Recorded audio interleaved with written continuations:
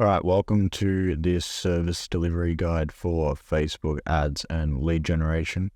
This video is going to go through the entire setup process for an ad campaign that's going to give you the best chance of actually getting results for your clients, and it's going to give you the best position to make decisions on as well. So this is going to be a complete guide, complete walkthrough. There's going to be a few cuts, and I'm going to give you all of my advice to how I set up my client accounts, how I set up my own ad accounts, and this type of campaign is going to give you sustained results and are the current best practices on Facebook. So you're not going to be using different interest targeting or tricks that other YouTubers will teach you. These are real strategies that are going to get you real results and consistent results, and they don't rely on little tricks inside the ads manager to get good results for 1 or 2 weeks and then they fall off a cliff. These are going to give you sustained results, and this is the absolute best way to set up a Facebook ad account. So let's get into it.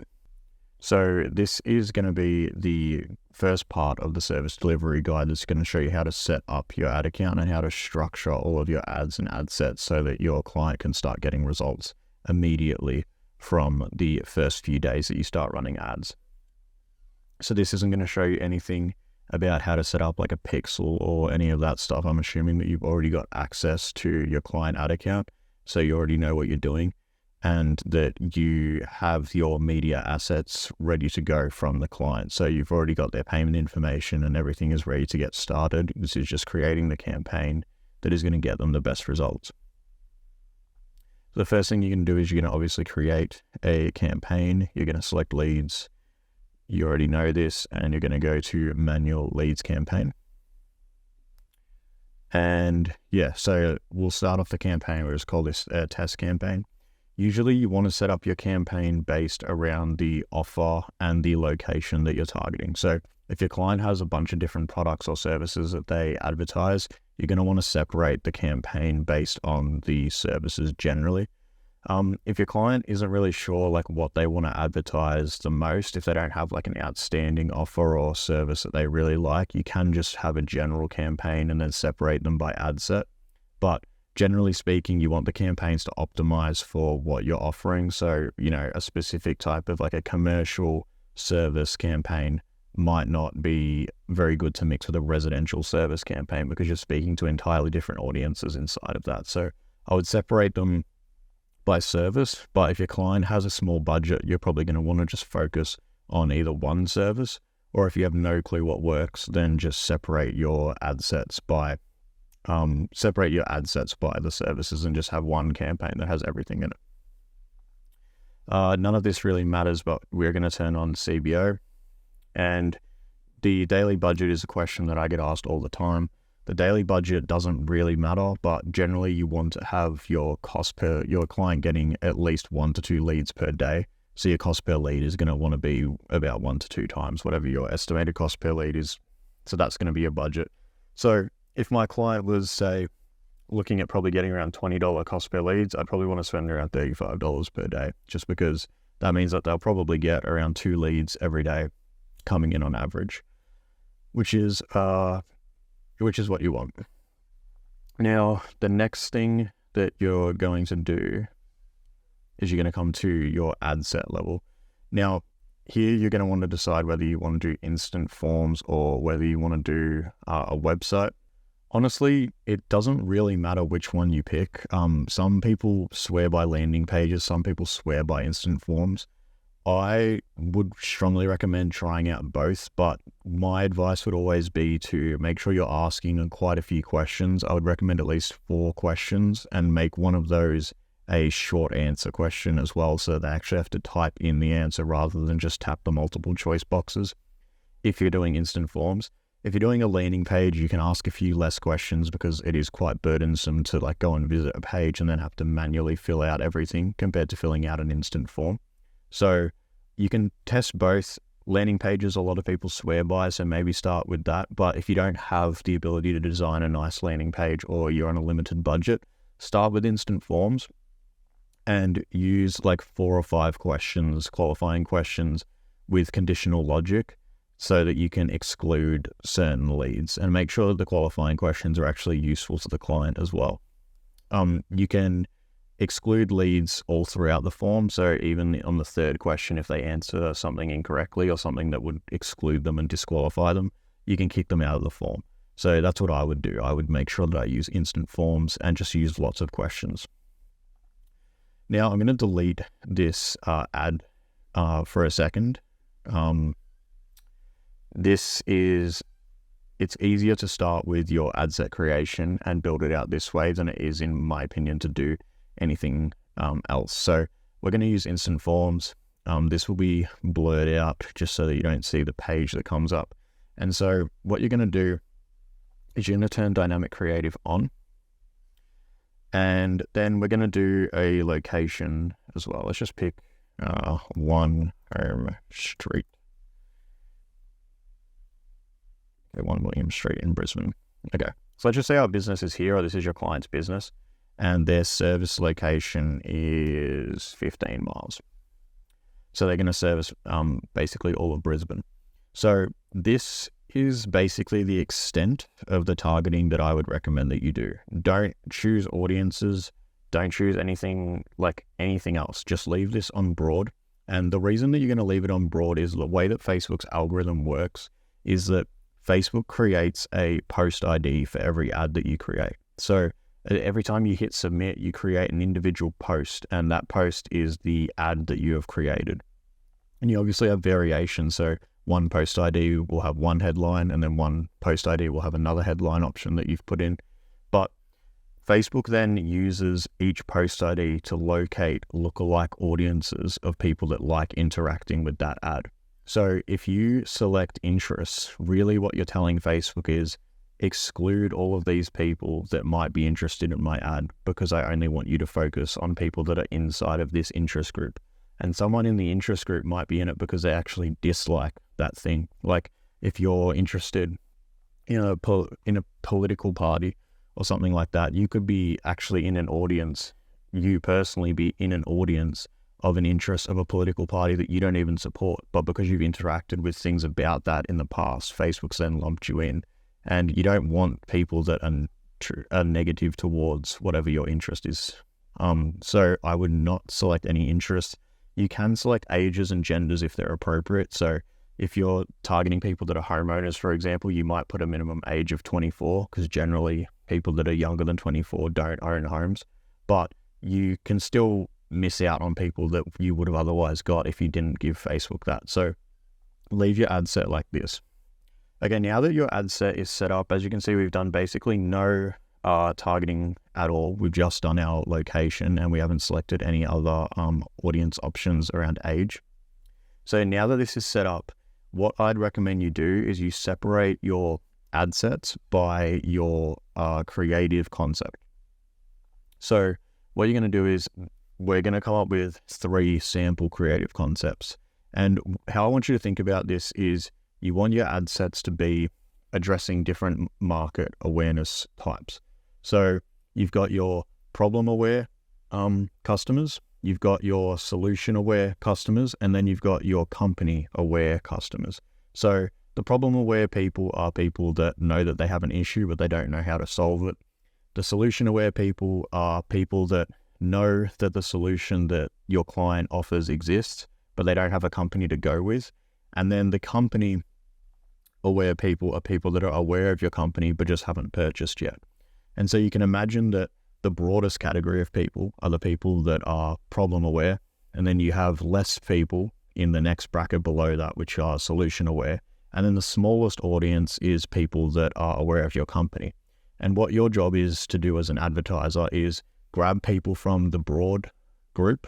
So we're going to have ads that speak to them, and then we're going to educate them about the solution. And then the solution group is going to get educated about who your company are.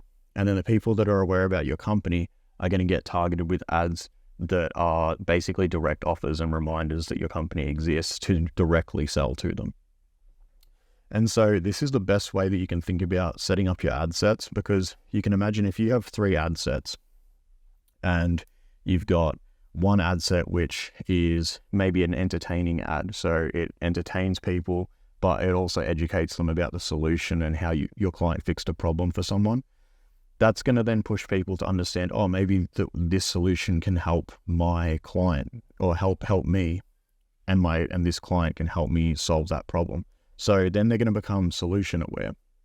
And then the solution aware ad set that you create, those people are then going to get advertised to by your solution aware ads, where you're directly talking about your client's company and how you've solved this specific niche problem. And then those people are now company aware. And then they're going to start getting hit with ads from your ad set where there might be testimonials or references to your company's work and that sort of thing. So this is how I want you to think about how you're going to come up with your creative concepts. And this is really the theory behind using a CBO with creative concept ad sets.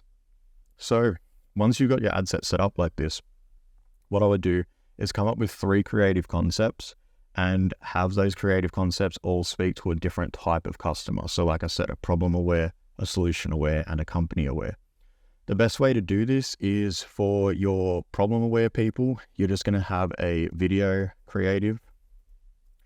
And this video creative can just be, client solving a problem. So this can apply to any sort of whatever your client does, but that's going to be your first ad set. Then you're going to quickly duplicate. And then the next one we're going to do is going to speak to a more middle of funnel solution aware. So we're going to have before and after pictures, right?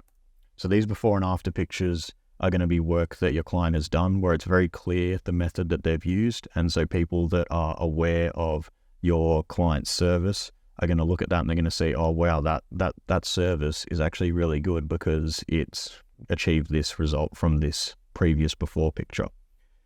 And then the third ad set that we're going to do is a testimonial. So these can be video testimonials or just Google reviews screenshotted, put into ads. These ads are going to basically just be targeting people that have already maybe visited your company's website or something like that. Now remember, we're not doing any of the targeting on the ad set level. We're not changing it from broad. We're allowing Facebook's algorithm to do this for us. And some of these before and after pictures might go to the company aware people. Some of these ads might go to the company aware. Some of the testimonials might go broad. We don't know, but Facebook's machine learning algorithm is better than you at finding leads. So let it do its thing. Stop getting in its way. And this is the reason that we're separating it again like this, is because Facebook's going to have a horizontal scale to advertise to people. If you only tried before and after pictures, the only people that are going to appeal to that are going to be your middle of funnel people, and you're going to exhaust that audience really fast because you're only running one type of ad. Since we're running 3 different creative concepts, the potential audience that we can reach is 3 to 4 times as big, because someone that might stop and scroll on a video is completely different to the person that stops and reads a testimonial. Those people are very different and the audience sizes are much different. Like I said, the top of funnel people are generally going to have lower CPMs and because they're going to go to a larger amount of people. So you want an ad that can go to a large group of people and do a lot of educating, a lot of the heavy lifting, but then you also want creative concepts that can pick up leads that are easy to get at the bottom of the funnel. Now, I'm not going to show you how to build out all of these ads, because the truth is, any niche that you're in, you can go into Facebook Ads Library and find ads that are working for other people. But the main thing that I want you to know is that you need to have different types of ads for your client, and then you need to run all of them at the same time, at least for a week. Because what you're going to find is all of the ad sets are going to get spent. Like, all of the ad sets will get spent. One is probably going to perform really well. One will get a couple leads and the other one won't get any leads. But you have to remember that you need to look at it from a campaign level perspective. If your campaign is getting good results, then you don't need to turn off any ad sets on the inside, because one ad set might be doing educating and not getting any leads, but the people that are coming from your testimonial ad set leads, those people wouldn't have given you their information had they not seen a video before. So you don't know what's going on in the background, is my point. So let Facebook's machine learning algorithm take over. If you're not getting good campaign level results, launch new ads and then you get different results. Now, on the ad level, is where you're going to select and actually create your instant form. Like I said at the start, my advice would always be have around 3 to 4 questions, one of them being a short answer question so that they have to type it in, and ask for some extra contact information like a postcode or something. Sometimes this doesn't autofill. The reason that you want to do that is because the less things that autofill for Facebook, for the person filling out the form, the better your lead quality will be. So if they actually have to type out their postcode, or if they have to type in a short answer question, generally your leads will be more expensive than if you did not do that, but they'll also be much better. And you don't want to give your client a shit ton of terrible leads. You want to give them good quality leads. And even if they pay a little bit more for them, they'd rather that than like $3 leads where no one responds and all the numbers don't work and everything like that. Now, the structure for your ad level is kind of important, so I will show you how we're going to set this up. We're just going to remove all of this so that I don't have to blur out absolutely everything. All right, now if you haven't used dynamic creative before, this is going to look a little bit weird to you. But basically what the dynamic creative setting does that I showed you in the ad set level is it basically converts your ad set into an ad. So rather than putting 3 ads in each ad set and each of those ads competing for spend, you're instead turning dynamic creative on where you can select multiple images and videos and combine them into one ad. And then your ad set is going to optimize for the best creative, the best primary text, the best headline, and the best call to action if you choose multiple. And then it's going to display that to people and optimize it for each person, which is a way better tool than having 3 ads that are all individually competing for spend against each other. It's like combining that into one and just having one ad with multiple images and videos being able to compete. So in my opinion, the best way to set this up is to have 3 creatives in each dynamic creative. So you're going to come into here and select 3 videos or 3 images or 2 videos, 1 image that can compete against each other. You're then going to put in at least 2 primary text and at least 2 headlines. And again, you want to think about what type of person appeals to each ad. So your headline for your testimonial probably shouldn't be the same as the headline for the video of the client solving the problem or for the before and after pictures. So tailor your headlines and primary text to different types of people because, again, you're going to horizontally scale your spend because you're going to be speaking to different audiences. And by doing this, you're going to appeal to such a larger group of people and your cost per lead is going to drive down and your results are going to be sustained for longer because you're not bleaching through all of these audiences and just showing them the same ad multiple times. So it allows you to more slowly attack those audiences and your ad spend is being split between 3 different ad sets rather than you spending, $50 a day on before and after pictures, and after 2 months, everyone in your city has seen the same before and after photos and you have to launch new ones. There's not really much else that I can give you without showing you creatives, which I'm thinking I'll potentially do in the next service delivery video and actually show you a bit of like a guide on how you can structure an ad account like this. But I have got videos up similar to that showcase that. But yeah, so this is how I would set up a new ad campaign for a new client. Like I said, it's really important to understand how Facebook's algorithm and advertising system works. And I think if you apply what I've taught you in this video, you're going to get better sustained results because you're going to appeal to what Facebook want, which is lots of different creatives that appeal to lots of different people.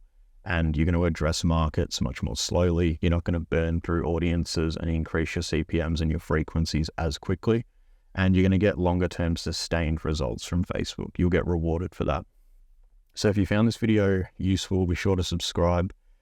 If you want to have me run your ads for you, or if you want to use my white label services where I run your clients' ads, you can DM me on Instagram. And yeah, I'll be making more videos on Facebook service delivery in the future and showing a little bit more about how you can actually maintain client goals and get sustained results over the long term. So if you're keen on that, make sure you subscribe. And yeah, like the video if you felt like you learned something new as well. But yeah, I appreciate you taking the time to watch this, and yeah, hopefully see you soon.